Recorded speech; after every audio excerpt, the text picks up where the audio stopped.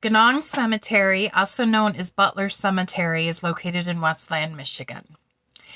It is named after a local farmer who donated part of his farmland for the cemetery in 1832. It contains approximately 350 graves and is now owned by the city of Westland and is not open to new burials.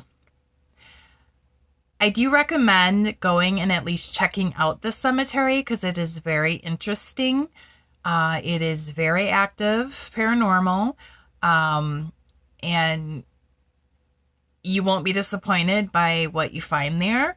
However, I do want to caution you that it is best to visit the cemetery during the day.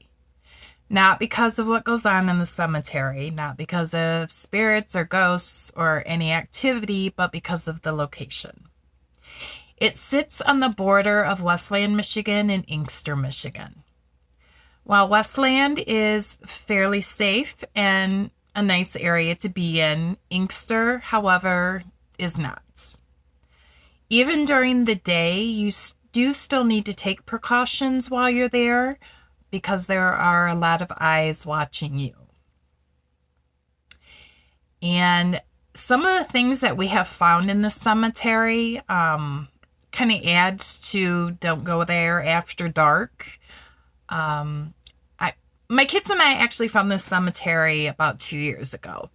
We were looking at places to go and check out, and we had actually come across the Eloise Insane Asylum in Westland. While you cannot go into the buildings unless it's through a guided tour, you can walk the property. So, we went out there and we checked out the property. We did peek in a few windows. And then we found out that Eloise Insane Asylum had a separate cemetery, but the exact location was not given. It just basically gave the road it was on, and that was it. So we went down that road, and we could not find that cemetery. It is not marked. There's no sign saying, here I am.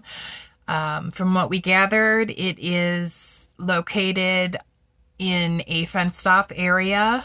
There are no headstones. There are just really flat ground markers, so you wouldn't be able to see them from the road. So instead, we came across Ganong Cemetery. Didn't know anything about it, never researched it. So we get there, and it was late afternoon, early evening, so we knew we still had a couple hours. And like I said, when you drive the road that it's on, you can see where the area gets a little sketchy. So we were careful. We went into the cemetery, and now I had mentioned that there's about approximately 350 graves in there.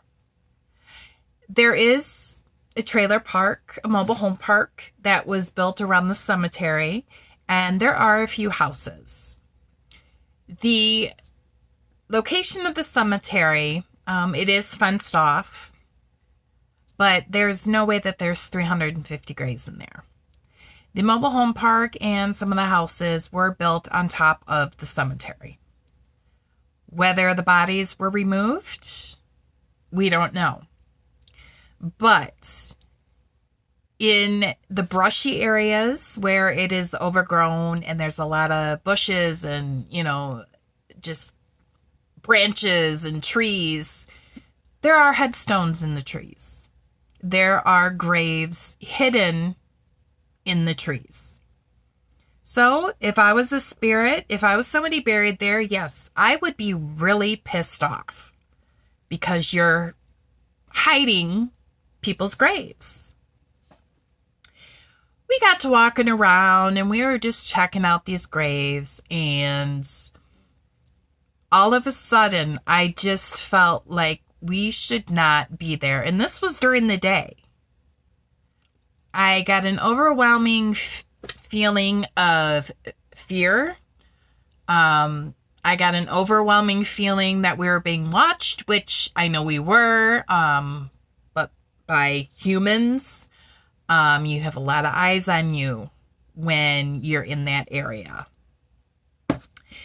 So we, checked out the headstones. Sadly there's a lot of babies and kids in there, which is really sad. That's where I started feeling really sad and bad for these kids.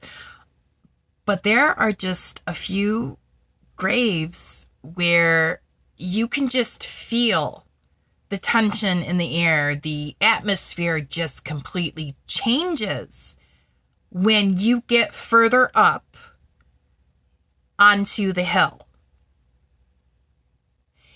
And you can tell that people do a lot of illegal activity in this cemetery.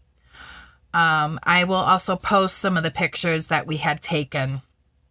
Not the first time we were there, but the second and third time we were there. We found drug paraphernalia. There were needles. There were every indication of people shooting up in there. So I think maybe that added to the tension that you could feel in the atmosphere. There were a couple of graves where I was so strongly drawn to them just because they weren't good. They were just pure evil. But I was so strongly drawn to them. And I mean, I can't even describe the feeling of fear that you get in that cemetery. It is absolutely horrible.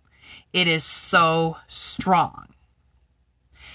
So we must have spent about maybe an hour there, and we thought, okay, we need to get out of here.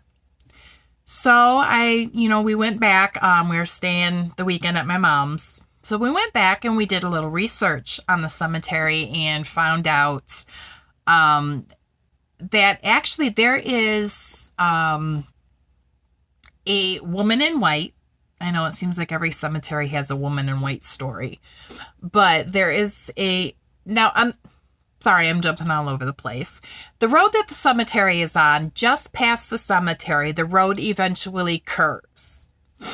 And rumor has it that if you drive through there at night, and I have read that people have also seen this during the day, but if you drive through there at night, just before you get to that bend in the road, you will see a woman in white. And she is supposed to be this really beautiful woman who pretty much almost makes the people driving, mesmerized by her beauty, and it causes them to swerve and crash. Now, obviously, we never seen that. We're not going to be in the area at nighttime, at night. But that is one of the legends that's linked to the cemetery, the beautiful woman in white. And I was reading other users' experiences there, and so many people have said that the activity there is just crazy, and it is so evil, and you can just feel the anger and the, just the spirits don't want you to leave. They don't want you there. And I was reading that back in the 1980s, there was a psychic that had gone there, and her and some people were doing an investigation, and she went to a grave and she seen something white sticking up out of the ground. She thought that it was just a bone sticking up, which is scary in itself. But it turned out to be this almost like a head of white hair, like blonde hair. And that is rumored, the woman in white is supposed to, had long blonde hair. And so the psychic linked what she was seeing to the woman in white. Obviously they reported it to somebody, and I mean, the cemetery is so old that, you know, the caskets, they just break apart and they weren't buried very deep. So you're going to get bones and skulls with, you know, hair still attached. I mean, whether or not the story is really true, I don't really know, but that's just what I read. So we were like, okay, oh my God, cool. We need to set up a time to go back.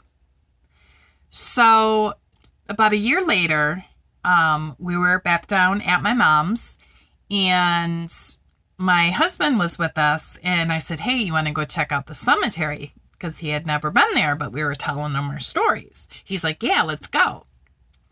So we got there, and, you know, same thing, you know, we get out and start walking around, and I was, you know, showing him, you know, okay, you know, here's where I really felt this, and here's where I felt that.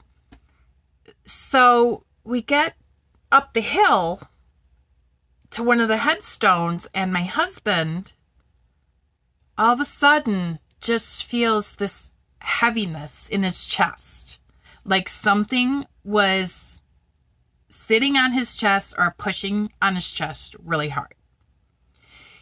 And he commented that the atmosphere was different around these headstones. You know, there's parts of the cemetery where you feel a lighter atmosphere. You feel that, you know, maybe these spirits are mad, but they're not out to hurt you.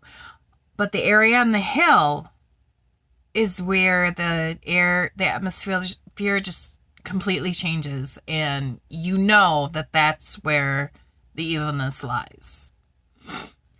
So, you know, we were doing some more walking around, and he kept feeling the same way.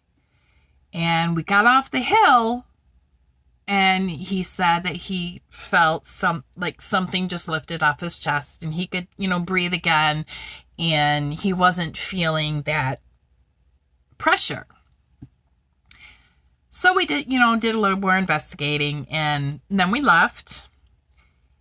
And that night, we had gone to bed at my mom's, and my husband started having chest pains. Now, he was due to have surgery on his shoulder a couple weeks later. So we just thought, okay, maybe it's just, you know, the nervousness from having the surgery. So we just kind of blew it off. But, you know, his chest pain lasted for quite a while that night. We got home the next day, and he was still having chest pain. But again, we just thought, okay, you're having surgery. He was really anxious about it, so we just thought he kept having anxiety attacks. The pain went away, but then it came back. And it came back stronger than ever. So we decided, okay, you need to go see our doctor. He got to the doctor's office. The doctor immediately did an EKG on him. Turns out he was having a heart attack. And this heart attack was, you know, they rushed him to the hospital and everything. And this heart attack was pretty much, we don't know how he survived it. It was in the artery that they call the widowmaker. And the widowmaker was 98% blocked. This should have killed him. And at first, we didn't really think anything of it. But then after he recovered and he was home, we got to thinking, coincidentally, all of this started after he went to the cemetery and started feeling that heaviness and that pressure in his chest from that one grave. Can I say for sure that the spirits caused this heart attack? No. Can I say that maybe it was just coincidence? No. What do we believe? We strongly believe that it was one of the spirits that tried to kill him. So after that, my kids and I went back to the cemetery, but I would never let my husband go back. So the third time that we went, again, did our rounds and came across this one headstone, and that's where we found syringes. There were 2 capped syringes, 1 uncapped. And oddly enough, I mean, I don't think this meant anything, but just oddly enough, 2 of the syringes formed a cross.